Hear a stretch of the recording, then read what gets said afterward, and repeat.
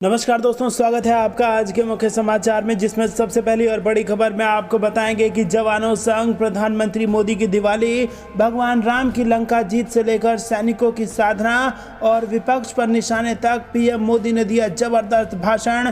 10 अहम बातें आपको बताएंगे दोस्तों। दूसरी बड़ी खबर में जिक्र होगा कि कश्मीर में अब आतंकवाद ले रहा है अंतिम सांसें। आतंकियों के गढ़ शोपियां में बिना सुरक्षा के गली बाजारों में घूमे लेफ्टिनेंट जनरल डीपी पांडे। तीसरी बड़ी खबर में जिक्र होगा कि पेट्रोल डीजल पर राहत, मुफ्त राशन योजना को एक्सटेंशन, विधानसभा चुनाव पर है भाजपा की नजर। चौथी बड़ी खबर में आपको बताएंगे कि यूरोप और मध्य एशिया के 53 देशों में खतरे की घंटी, WHO ने कोविड की नई लहर की आशंका जताई। पांचवी बड़ी खबर में जिक्र होगा कि चारों धाम सहित 51 मंदिरों को सरकारी नियंत्रण से मुक्त करने की घोषणा कर सकते हैं मोदी। दोस्तों, हर एक खबर की गहराई में आपको ले जाएंगे, लेकिन उससे पहले अगर आपको भी देश की सेना और पीएम मोदी पर पूरा भरोसा है तो आप अभी इस वीडियो को लाइक कीजिए और चैनल पर नए हैं तो लाल बटन को दबा के चैनल को फ्री में सब्सक्राइब करके घंटी बजाकर कमेंट में लिखिए जय हिंद। दोस्तों, रुक करते हैं सबसे पहले और बड़ी खबर की तरफ। भगवान राम की लंका जीत से लेकर सैनिकों की साधना और विपक्ष पर निशाना, पीएम मोदी के जबरदस्त भाषण की 10 अहम बातें। जी हाँ दोस्तों, प्रधानमंत्री नरेंद्र मोदी ने गुरुवार को जम्मू कश्मीर में जवानों के बीच 8वीं बार दिवाली मनाने के लिए वो पहुंचे और यहां उन्होंने नौशेरा पहुंचकर जवानों को संबोधित भी किया। पीएम मोदी ने जवानों के शौर्य को याद किया, साथ ही दिवाली के मौके पर सैनिकों को प्रभु श्री राम की लंका जीत का उदाहरण देकर भारतीय सेना के मानवता की रक्षा के मंत्र को दोहराया। पीएम ने इस बीच विपक्ष को भी आड़े हाथों लिया। मोदी जी ने कहा कि पहले भारत को रक्षा जरूरतों के लिए विदेश पर निर्भर रहना पड़ता था, लेकिन अब जरूरत का सामान देश में ही उपलब्ध कराया जा रहा है।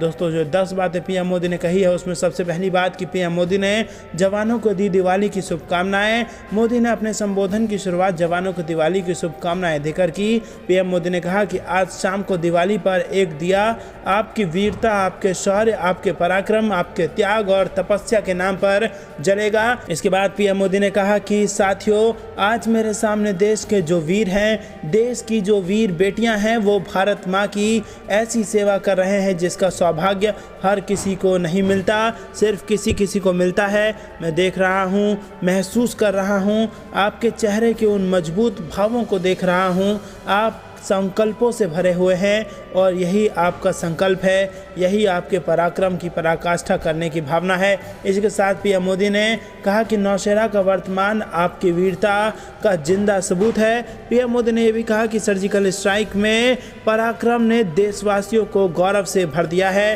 पीएम मोदी ने कहा कि रक्षा तकनीकों के लिए दूसरे देशों पर थी हमारी निर्भरता, लेकिन अब हमारे सुरक्षा के लिए जो वस्तुएं लगेंगी, जो संसाधन उससे जुड़े हुए हैं, वो हमारे पास उपलब्ध हैं और उपलब्ध कराए जा रहे हैं। इसी के साथ पीएम मोदी ने कहा कि आत्मनिर्भर भारत से मजबूत हो जाएगा भारत का रक्षा क्षेत्र। बदलती दुनिया के हिसाब से तैयारियां करने की हमें ज़रूरत है। और पीएम मोदी ने यह भी कहा कि रक्षा क्षेत्र में बेटियों की भागीदारी नई बुलंदियों की ओर आगे बढ़ रही है। जो 9वीं बात पीएम मोदी ने कहा उसमें ये कहा कि आपके लिए सेना में आना साधारण नौकरी नहीं, भारत की सेना दुनिया की किसी भी सेना से अलग है। आप प्रोफेशन फोर्स हैं और आपके संस्कार और मूल्य बाकियों से अलग व्यक्तित्व के धनी बनाते हैं। आपके लिए सेना में आना एक नौकरी नहीं, पहली तारीख को तनख्वाह आएगी, आप इसीलिए नहीं आए, आपके लिए सेना में आना एक साधना है। और इसी के साथ जो 10वीं बड़ी बात पीएम मोदी ने कहा वो कहा कि प्रभु राम ने सोने की लंका जीती जरूर, पर लड़ाई मानवता की रक्षा के लिए की थी। तो दोस्तों, ये 10 प्रमुख बातें पीएम मोदी ने अपने भाषण में उस दौरान दी जब वो देश के जवानों के साथ लगातार 8वीं बार दिवाली मना रहे थे। दोस्तों, रुक करते हैं अगली बड़ी खबर की तरफ। कश्मीर में अब आतंकवाद ले रहा है अंतिम सांसें। आतंकियों के गढ़ शोपियां में बिना सुरक्षा के गली बाजारों में घूमे लेफ्टिनेंट जनरल डीपी पांडे। जी हाँ दोस्तों, कश्मीर में आतंकवाद अब अंतिम सांसें ले रहा है। इसका संकेत उस समय मिला जब सेना की 15वीं कोर के commander lieutenant general DP Pandey Victor Force के JCO के साथ दक्षिण कश्मीर के शोपियां में बिना किसी सुरक्षा तामझाम के गली बाजारों में घूमते नजर आए। शोपिया को दक्षिण कश्मीर में आतंकियों का सबसे मजबूत किला माना जाता रहा है। Lieutenant general DP Pandey Victor Force के जेसीओ और सेक्टर कमांडर के साथ शोपिया कस्बे में पहुंचे। उनके साथ कोई ज़्यादा सुरक्षा बंदोबस्त भी नहीं था। उन्होंने बस स्टैंड और बटपोरा चौक में पैदल घूमते हुए कई दुकानदारों के अलावा वहां मौजूद अन्य लोगों से भी बातचीत की। उन्होंने हालात और सुरक्षा तंत्र से संबंधित मुद्दों पर लोगों की राय भी ली। दोस्तों रुक करते हैं अगली बड़ी खबर की तरफ। पेट्रोल डीजल पर राहत, मुफ्त राशन योजना को एक्सटेंशन, विधानसभा चुनावों पर है भारतीय जनता पार्टी की नज़र। जी हाँ दोस्तों, अगले साल उत्तर प्रदेश समेत 5 राज्यों में विधानसभा चुनाव होने हैं। भारतीय जनता पार्टी समेत अन्य कई दलों के लिए उत्तर प्रदेश एक अहम राज्य है। खासकर पश्चिम बंगाल में मिली हार के बाद भाजपा काफ़ी सतर्क हो गई है और भविष्य में होने वाले चुनावों को लेकर पार्टी कोई रिस्क नहीं लेना चाहती है। महंगाई वो मुद्दा है जिस पर भाजपा इस वक्त जनता के गुस्से का सबसे ज़्यादा सामना कर रही है।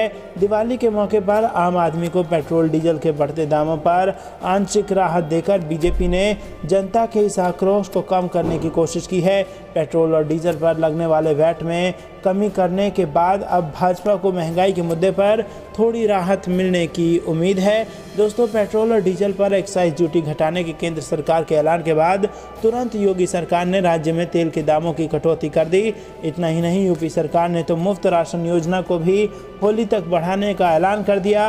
बुधवार को यूपी के सीएम योगी आदित्यनाथ ने कहा कि केंद्र सरकार के मुफ्त राशन योजना को राज्य सरकार ने होली यानी अगले साल मार्च तक चालू रखने का फैसला किया है। इस योजना का ऐलान कोरोना काल में किया गया था। बीजेपी सूत्रों के हवाले से कहा जा रहा है कि जनता के लिए इन राहतों का ऐलान अगले साल होने वाले चुनावों को ध्यान में रखकर किया गया है। चुनाव से पहले ये बीजेपी की एक बड़ी रणनीति है। मुफ्त राशन योजना के तहत 15 करोड़ लोगों को हर महीने लाभ मिलता है। उम्मीद है कि यूपी में अगले साल मार्च में ही चुनाव होंगे। ऐसे में इस योजना के आगे बढ़ाए जाने को लेकर पार्टी नेताओं का मानना है कि यह एक सोची समझी रणनीति है जिसका फायदा आने वाले चुनावों में पार्टी को होगा। तो दोस्तों, क्या आपको भी ऐसा लगता है कि प्रचंड बहुमत से फिर से बनेगी भाजपा सरकार? हाँ या ना में राय बताइए और वीडियो को लाइक करना मत भूलिए। रुक करते हैं अगली बड़ी खबर की तरफ। यूरोप और मध्य एशिया के 53 देशों में खतरे की घंटी, WHO ने कोविड की नई लहर की आशंका जताई। जी हाँ दोस्तों, आपको बता दें कि यूरोप और मध्य एशिया के 53 देशों के क्षेत्र में कोरोना वायरस की एक और लहर आने का खतरा है और ये पहले से ही महामारी की नई लहर का सामना कर रहे हैं। विश्व स्वास्थ्य संगठन यानी कि WHO के क्षेत्रीय कार्यालय के प्रमुख डॉक्टर हैंस क्लूज ने गुरुवार को ये जानकारी देते हुए कहा कि मामलों की संख्या फिर से करीब रिकॉर्ड स्तर तक बढ़ने लगी है और क्षेत्र में प्रसार की रफ्तार गंभीर चिंता का विषय है। उन्होंने डेनमार्क के कोपेनहेगन में संगठन के यूरोप मुख्यालय में पत्रकारों से कहा कि हम महामारी के उभार को लेकर एक अहम मोड़ पर खड़े हैं। उन्होंने कहा कि यूरोप फिर से महामारी के केंद्र में है जहां हम 1 साल पहले थे। डॉक्टर क्लेज ने कहा कि इससे फ़र्क यह है कि स्वास्थ्य अधिकारियों को वायरस के बारे में ज़्यादा जानकारी है और उनके पास इससे मुकाबला करने के लिए बेहतर उपकरण है। उन्होंने कहा कि वायरस के फैलाव को रोकने वाले उपायों और कुछ क्षेत्रों में टीकाकरण की कम दर बताती है कि मामले क्यों बढ़ रहे हैं। दोस्तों, रुक करते हैं अगली बड़ी खबर की तरफ। चारों धाम सहित 51 मंदिरों को सरकारी नियंत्रण से मुक्त कराने की घोषणा कर सकते हैं पीएम मोदी। जी हाँ दोस्तों, प्रधानमंत्री नरेंद्र मोदी 5 नवंबर को केदारनाथ धाम जाएंगे, लेकिन उससे पहले उत्तराखंड के सीएम पुष्कर धामी को केदारनाथ धाम की यात्रा पर जाना पड़ा। दरअसल वहां के पुरोहित समाज ने चेतावनी दी थी कि वो एकजुट होकर पीएम मोदी के दौरे का विरोध करेंगे। पुरोहित समाज राज्य के मंदिरों को सरकारी कब्जे में लेने के लिए बने 4 धाम देवस्थानम बोर्ड से नाराज है और पिछले 4 महीने से इसका विरोध कर रहा है। पंडित पुरोहित की नाराजगी से घबराए पुष्कर धामी को खुद पुरोहित समाज से बात करने के लिए जाना पड़ा। दोस्तों, रुक करते हैं अगली बड़ी खबर की तरफ। जवानों ने देशवासियों को दी दिवाली की शुभकामनाएं। भारत पाकिस्तान के बीच मिठाइयों का आदान प्रदान। जी हाँ दोस्तों, देश की रक्षा में सीमाओं पर तैनात भारतीय सेना के जवानों ने देशवासियों को दिवाली की शुभकामनाएं दी हैं। LOC पर भारत और पाकिस्तान की सेना के बीच मिठाइयों का आदान प्रदान भी हुआ है। लद्दाख में करगिल और सियाचिन ग्लेशियर के अग्रिम इलाकों में तैनात भारतीय सेना के जवानों ने देशवासियों को शुभकामना दी और जवानों ने कहा कि हम -60 डिग्री सेल्सियस तापमान में आपकी रक्षा के लिए तत्पर हैं, साथ ही सीमाओं की मजबूती से रक्षा कर रहे हैं। हम कठिन से कठिन परिस्थिति में भी देश की रक्षा के लिए डटे हुए हैं। देश के सभी नागरिकों को दिवाली की शुभकामनाएं। दोस्तों रुक करते हैं अगली बड़ी खबर की तरफ। पलटी मार है पाकिस्तान, श्रीनगर शारजाह के लिए पहले फ्लाइट को दी थी मंजूरी। जी हाँ दोस्तों, पाकिस्तान की ओर से श्रीनगर से यूएई के शारजाह के लिए सीधी उड़ान के लिए अपने वायु क्षेत्र का इस्तेमाल नहीं करने को लेकर अहम जानकारी सामने आई है। सूत्रों के हवाले से पता चला है कि पाकिस्तानी अधिकारियों ने 23, 24, 26 और 28 अक्टूबर 2021 को श्रीनगर शारजाह सेक्टर को संचालित करने के लिए गो फर्स्ट की उड़ानों को ओवरफ्लाइट मंजूरी दी थी, लेकिन बीच में पता नहीं ऐसा क्या हुआ कि पाकिस्तान ने 31 जवानों संग दिवाली मनाकर पीएम मोदी ने भरा जोश। कहा सर्जिकल स्ट्राइक में आपकी भूमिका पर देश को है गर्व। जी हां दोस्तों, हर साल की तरह इस बार भी दिवाली मनाने प्रधानमंत्री नरेंद्र मोदी भारतीय सेना के जवानों के बीच पहुंचे। प्रधानमंत्री नरेंद्र मोदी ने सेना के जवानों के साथ दिवाली मनाने की अपनी परंपरा को बरकरार रखते हुए दीपों के उत्सव के अवसर पर बृहस्पतिवार को जम्मू कश्मीर के नौशेरा सेक्टर में जवानों से मुलाकात की। इस दौरान उन्होंने शहीद जवानों को श्रद्धांजलि दी और कहा कि हमारे सैनिक हैं, मां भारती के सुरक्षा कवच हैं। पीएम मोदी ने जवानों से कहा कि सर्जिकल स्ट्राइक में यहां की ब्रिगेड ने जो भूमिका निभाई थी वो देश के हर नागरिक को गर्व से भर देता है। आपको बता दें, दिवाली के दिन नौशेरा में जवानों को संबोधित करते हुए पीएम मोदी ने कहा कि हमारे जवान मां भारती के सुरक्षा कवच हैं। आप सभी की वजह से ही हमारे देश के लोग चैन की नींद सो पाते हैं और त्योहारों में खुशी रहती है। उन्होंने आगे कहा कि मैंने हर दिवाली हमारी सीमाओं की रक्षा करने वाले सैनिकों के साथ बिताई है। आज मैं अपने साथ यहाँ अपने सैनिकों के लिए करोड़ों भारतीयों का आशीर्वाद लेकर आया हूँ। पीएम मोदी ने कहा कि आज मैं फिर आपके बीच आया हूँ। आज फिर मैं आपसे नई ऊर्जा, नई उमंग, नया विश्वास लेकर जाऊँगा। मैं अकेला नहीं आया हूँ, 130 करोड़ देशवासियों का आशीर्वाद आपके लिए लेकर आया हूँ। आज शाम को दिवाली का एक दीपक आपकी वीरता, शौर्य, पराक्रम, त्याग और तपस्या के नाम पर भारत का हर नागरिक उस दीपक की ज्योत के साथ आपको अनेक अनेक शुभकामनाएं भी देता रहेगा। आपको बता दें, इस दौरान पीएम मोदी ने भारत माता की जय के नारे भी लगवाए और इसके बाद उनके साथ मौजूद जवानों ने भी जोश से ओत-प्रोत होकर भारत माता की जय नारे लगाए। पीएम मोदी ने जवानों संग फोटो भी खिंचवाया। और बता दें कि केंद्रीय शासित प्रदेश के सीमावर्ती क्षेत्र में हाल में सेना और आतंकियों के बीच मुठभेड़ भी हुई थी। आधिकारिक सूत्रों ने नौशेरा में सेना की चौकियों पर मौजूद प्रधानमंत्री मोदी की तस्वीरें साझा की है। नौशेरा में पीएम मोदी ने जवानों से मुलाकात की है और फिर ड्यूटी के दौरान शहीद हुए जवानों को श्रद्धांजलि अर्पित की है। सैनिकों के साथ दिवाली मनाने के पीएम मोदी के प्लान से निश्चित तौर पर जवानों का मनोबल बढ़ेगा। बता दें कि अक्टूबर में भारतीय सेना ने दक्षिण पीर पंजाल में 11 जवानों को खोया है और इस क्षेत्र में अचानक आतंकवाद बढ़ रहा है। अनुच्छेद 370 हटाए जाने की दूसरी वर्षगांठ के एक दिन बाद 6 अगस्त को इस इलाके में एनकाउंटर हुआ था। तो दोस्तों, अगर आप भी देश की सेना के साथ पूरे समर्थन में खड़े हैं और उनके लिए भी एक दिया जलाएंगे और अगर आप भी पीएम मोदी के जवानों के साथ दिवाली मनाने की इस बात से खुश हैं तो दोस्तों वीडियो लाइक करना मत भूलिएगा। रुक करते हैं अगली बड़ी खबर की तरफ। चीन के अटैक का तुरंत जवाब देने के लिए भारतीय सेना तैयार, शत्रुजीत ब्रिगेड के साथ किया गया हवाई अभ्यास। जी हां दोस्तों, भारतीय थल सेना की शत्रुजीत ब्रिगेड का पूर्वी लद्दाख में उत्तरी सीमा पर उसकी त्वरित जवाबी क्षमताओं की समीक्षा करने के लिए आयोजित 3 दिवसीय हवाई अभ्यास का बुधवार को समापन हो गया। सूत्रों ने यह जानकारी दी है। भारतीय और चीनी सेनाओं के बीच मई 2020 में से ही सीमा पर गतिरोध कायम है, जब पूर्वी लद्दाख में पैंगोंग झील क्षेत्र में हिंसक झड़प हुई थी।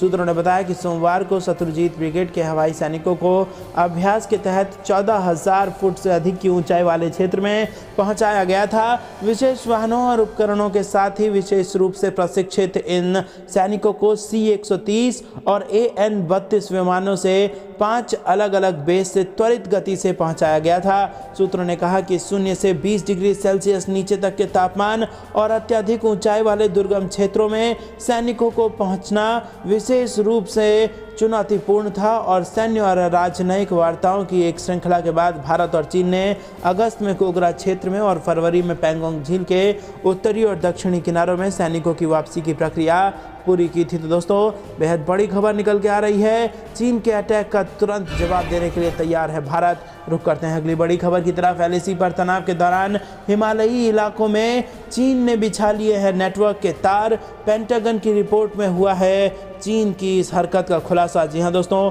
अमेरिकी रक्षा विभाग पेंटागन की एक रिपोर्ट में कहा गया है कि चीन ने साल 2020 में भारत के साथ सीमा विवाद के दौरान पश्चिमी हिमालय क्षेत्र के दूर दराज के इलाकों में फाइबर ऑप्टिक्स नेटवर्क एस्टेब्लिश किया है। रिपोर्ट में यह भी दावा किया गया है कि वास्तविक नियंत्रण रेखा पर भारी संख्या में चीनी सैनिकों की तैनाती के परिणाम स्वरूप ये नेटवर्क स्थापित हो पाया है। रिपोर्ट में कहा गया कि साल 2020 में चीन और भारत के बीच सीमा पर गतिरोध के बीच पीपुल्स लिबरेशन आर्मी ने पश्चिमी हिमालय के दूर दराज के इलाकों में फाइबर ऑप्टिक नेटवर्क स्थापित किया है ताकि कम्युनिकेशन में तेजी आ सके और विदेशी इंटरसेप्शन को भी रोका जा सके। बुधवार को जारी रिपोर्ट में आगे कहा गया है कि इस सेटअप से चीन को रियल टाइम ISR यानी कि इंटेलिजेंस, सर्विलांस और रिकनेसेंस में मदद मिलेगी। वहीं निर्णय लेने की प्रक्रिया को सुव्यवस्थित करने और रिस्पांस टाइम को कम करने में सफलता हासिल होगी। पेंटागन की रिपोर्ट में कहा गया है कि कोरोना वायरस महामारी, भारत के साथ सीमा संघर्ष और अन्य महत्वपूर्ण घटनाओं के बावजूद 2020 में चीनी सेनाओं ने अपनी ट्रेनिंग और हथियारों को तैनात करने की स्पीड तेज कर दी है। दोस्तों रुक करते हैं अगली बड़ी खबर की तरफ। मिशन 2022, सपा मुखिया अखिलेश यादव को घर में घेरेगी भाजपा, अमित शाह करेंगे रैली। जी हां दोस्तों, आपको बता दें कि विधानसभा चुनाव से पहले भाजपा ने सपा के राष्ट्रीय अध्यक्ष अखिलेश यादव को घर में घेरने की रणनीति बनाई है। इसी लिहाज से 13 नवंबर को आजमगढ़ में राज्य विश्वविद्यालय की नींव रखी जा रही है। साथ ही केंद्रीय गृह मंत्री अमित शाह की रैली करने की तैयारी है। आजमगढ़ से ही अखिलेश यादव सांसद हैं। बता दें कि आजमगढ़ भी भाजपा गोरखपुर क्षेत्र का हिस्सा है और इस जिले को समाजवादी पार्टी का गढ़ माना जाता है। मोदी लहर में भी भाजपा का प्रदर्शन अच्छा नहीं था, लिहाजा इस बार भाजपा दमखम के साथ चुनाव मैदान में उतरने जा रही है। इसकी कमान खुद मुख्यमंत्री योगी आदित्यनाथ ने संभाली है। मुख्यमंत्री शुक्रवार को आजमगढ़ जाएंगे, केंद्रीय गृह मंत्री की रैली व राज्य विश्वविद्यालय के शिलान्यास कार्यक्रम की तैयारियों की जानकारी लेंगे, साथ ही कार्यक्रम स्थल का चुनाव करेंगे। भाजपा के क्षेत्रीय अध्यक्ष डॉक्टर धर्मेंद्र सिंह ने कहा कि प्रधानमंत्री नरेंद्र मोदी और मुख्यमंत्री योगी आदित्यनाथ के कामकाज से जनता खुश है, इस बार बड़ी जीत मिलेगी। सपा के राष्ट्रीय अध्यक्ष अखिलेश यादव और उनके पिता मुलायम सिंह यादव को जनता ने मौका दिया लेकिन कुछ नहीं कर सके। योगी सरकार राज्य विश्वविद्यालय की सौगात देने जा रही है और इसका फायदा युवाओं को मिलेगा। क्षेत्र का तेजी से विकास होगा। राज्य विश्वविद्यालय का शिलान्यास समारोह और रैली ऐतिहासिक होगा। आजमगढ़ में विधानसभा की 10 सीटें हैं। साल 2017 के चुनाव में भाजपा को फूलपुर पवई सीट पर जीत मिली थी और इस सीट से भाजपा के अरुणकांत यादव विधायक हैं। 9 सीटें सपा और बसपा के खाते में गई थी, लिहाजा भाजपा का पूरा ध्यान प्रदर्शन सुधारने पर है। इसी कड़ी में राज्य विश्वविद्यालय की नींव डाली जा रही है। पार्टी का प्रयास है कि 2022 के विधानसभा चुनाव में और ज़्यादा सीटें जीती जा सके। फूलपुर, पवई, गोपालपुर, दीदारगंज, मुबारकपुर, मेहंगढ़ सहित दोस्तों कुछ और सीटें हैं जिस पर गढ़ जिसको माना जाता है समाजवादी पार्टी का। रुख करते हैं अगली बड़ी खबर की तरफ। दिवाली पर बड़ी साजिश नाकाम, पंजाब के फिरोजपुर में टिफिन बम मिलने से हड़कंप, जलालाबाद धमाके से जुड़े हैं इस धमाके के तार। जी हाँ दोस्तों, आपको बता दें कि ये खबर पंजाब से है। सुरक्षा एजेंसियों ने पंजाब के फिरोजपुर जिले के निहंग वाले झुग्गे में से एक टिफिन बम बरामद किया है। एजेंसियों को गुप्त सूचना मिली थी कि शरारती तत्व दिवाली पर किसी वारदात को अंजाम देने वाले हैं। रात से ही एजेंसियों का तलाशी अभियान जारी था। दिवाली के दिन पुलिस को सीमांत गांव निहंग वाले झुग्गे से टिफिन बम मिलने पर हड़कंप मच गया। पुलिस ने कई लोगों को हिरासत में ले लिया है। 15 सितंबर को जलालाबाद टिफिन बम से एक बाइक में धमाका हुआ था और इस धमाके में इसी गांव के बलविंदर सिंह की जान चली गई थी। दोस्तों रुक करते हैं अगली बड़ी खबर की तरफ। पूंछ में एनकाउंटर से भागे आतंकी शोपिया के गांव में छिपे, अब ऐसे ढूंढ कर निकालेगी सेना और चुन चुन कर करेगी ढेर। जी हाँ दोस्तों, जम्मू कश्मीर में पाकिस्तान की नापाक हरकतें जारी हैं, जिन्हें रोकने के लिए भारतीय सेना हर संभव कोशिश कर रही है। इसी कोशिश के तहत पूंछ के उस जंगल वाले इलाके में शांति लौट आई है जहां आतंकी घुसपैठ की कोशिश कर रहे थे। उनकी इन्हीं कोशिशों को अक्टूबर महीने में भारतीय सेना ने नाकाम कर दिया है। 11 अक्टूबर को शुरू हुई मुठभेड़ के दौरान कुछ जवान शहीद हुए हैं, साथ ही कई आतंकियों को मौत के घाट उतारा गया है। करीब 3 हफ्ते बाद अब यहां गोलियों की आवाज़ थम गई है। इस बीच एक हैरान कर देने वाली खबर सामने आई है। स्थानीय सूत्रों का कहना है कि पूंछ में घुसपैठ करने वाले 10 से ज़्यादा आतंकी दक्षिणी कश्मीर के शोपियां जिले तक गए थे। शोपियां के लोगों का कहना है कि वो इलाके के जंगलों में छिपे हथियारों से लैस आतंकवादियों को देखकर हैरान रह गए। उन्होंने कहा कि पूंछ में मुठभेड़ के दौरान भागने वाले कुछ आतंकी शोपियां जिले के विभिन्न गाँव में जाकर छिप गए। हालांकि सेना के शीर्ष अधिकारियों ने कहा कि वो पूंछ के घुसपैठियों से नए तरीके से निपटने को लेकर आश्वस्त हैं। स्थानीय लोगों के अनुसार सेना अलग अलग घरों के नए मकान नंबर आवंटित कर रही है और वहां रहने वालों के नाम और श्रीनगर से शारजाह के बीच उड़ान से बौखलाया पाकिस्तान, बंद कर दिया एयर स्पेस। जी हां दोस्तों, भारत के कदम से एक बार फिर पड़ोसी मुल्क पाकिस्तान बौखला गया है। पाकिस्तान ने गृह मंत्री अमित शाह द्वारा हाल ही में शुरू की गई श्रीनगर शारजाह उड़ान को अपने क्षेत्र से गुजरने पर रोक लगा दी है। अब श्रीनगर से शारजाह के लिए उड़ान भरने वाले विमानों को उदयपुर और अहमदाबाद से होकर गुजरना पड़ेगा। इससे सफर 1.5 घंटा लंबा तो होगा ही, यात्रियों पर भी आर्थिक बोझ बढ़ेगा। पाकिस्तान के इस कदम की कश्मीर के पूर्वी मुख्यमंत्री उमर अब्दुल्ला ने निंदा की है। उन्होंने ट्वीट कर कहा कि ये बहुत ही दुर्भाग्यपूर्ण है। पाकिस्तान ने 2009-10 में श्रीनगर से दुबई के लिए एयर इंडिया एक्सप्रेस की उड़ान के साथ ही ऐसा ही किया था और मुझे उम्मीद थी कि गो फर्स्ट के विमान को पाक के हवाई क्षेत्र के ऊपर से उड़ान भरने की अनुमति मिलना संबंधों की बेहतरी के संकेत हैं, लेकिन अफसोस ऐसा नहीं हुआ। तो आपको बता दें दोस्तों, पाकिस्तान ने उड़ानों को अपने क्षेत्र से गुजरने के लिए मनाकर सीधे सीधे अंतर्राष्ट्रीय उड़ान मानदंडों का उल्लंघन किया है। गौरतलब है कि श्रीनगर से शारजाह के लिए शुरू की गई इस हवाई सेवा का सबसे ज़्यादा लाभ कश्मीर के लोगों को हो रहा था। पाकिस्तान के मना करने के बाद शारजाह के लिए जाने वाले हवाई जहाज उदयपुर, अहमदाबाद और ओमान से होकर जाएंगे। इससे हवाई यात्रा लंबी भी होगी। नागरिक उड्डयन मंत्रालय और विदेश मंत्रालय को भी पाकिस्तान के इस फैसले के बारे में जानकारी मिल गई है। दोस्तों, रुक करते हैं अगली बड़ी खबर की तरफ। चीन की हर हरकत पर भारत की पैनी नज़र।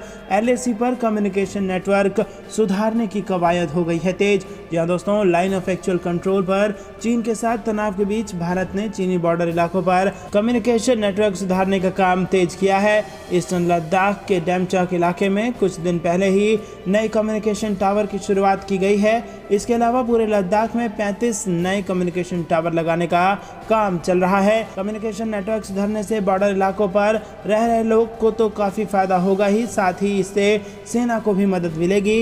इन कम्युनिकेशन टावर्स को सेना की मदद से लगाया जा रहा है और इनकी सुरक्षा और देखभाल भी सेना के साथ मिलकर स्थानीय प्रशासन करेगा। अरुणाचल प्रदेश में भी बॉर्डर में नेटवर्क सुधारने का काम किया जा रहा है। सेना के एक अधिकारी के मुताबिक बॉर्डर के पास के गांव के लोग सुविधाओं के अभाव में माइग्रेट कर जाते हैं, जबकि बॉर्डर के पास आबादी का रहना सुरक्षा के लिहाज से भी अहम है। भारतीय सेना की तरफ से कई बार केंद्र सरकार को यह प्रस्ताव भेजा गया कि बॉर्डर के पास कम्युनिकेशन नेटवर्क सुधारने के लिए टावर लगाए जाएं। अब इस पर तेजी से काम हो रहा है। बॉर्डर के जिन इलाकों में भारतीय नेटवर्क नहीं था, वहां अक्सर चीन के नेटवर्क का सिग्नल पकड़ लेता था। अरुणाचल प्रदेश में बॉर्डर के पास मॉडल विलेज बनाने का भी काम चल रहा है। ये पायलट प्रोजेक्ट है और शुरू में 3 मॉडल विलेज बनाए जा रहे हैं, बाद में इसका विस्तार किया जाएगा। दोस्तों, रुक करते हैं अगली बड़ी खबर की तरफ। पाकिस्तान के F-16 विमान को मार गिराने वाले अभिनंदन वर्धमान का प्रमोशन। इंडियन एयरफोर्स में मिली है ये जिम्मेदारी। जी हाँ दोस्तों, भारतीय वायुसेना के विंग कमांडर अभिनंदन वर्धमान का प्रमोशन हो गया है। उन्हें अब ग्रुप कैप्टन बना दिया गया है। पाकिस्तानी फाइटर जेट F-16 के साथ डॉग फाइट करने वाले अभिनंदन को शौर्य चक्र से नवाजा जा चुका है। अभिनंदन ने बालाकोट एयर स्ट्राइक के बाद पाकिस्तान की नापाक हरकत का मुंह तोड़ जवाब देते हुए अमेरिकी F-16 को मार गिराया था।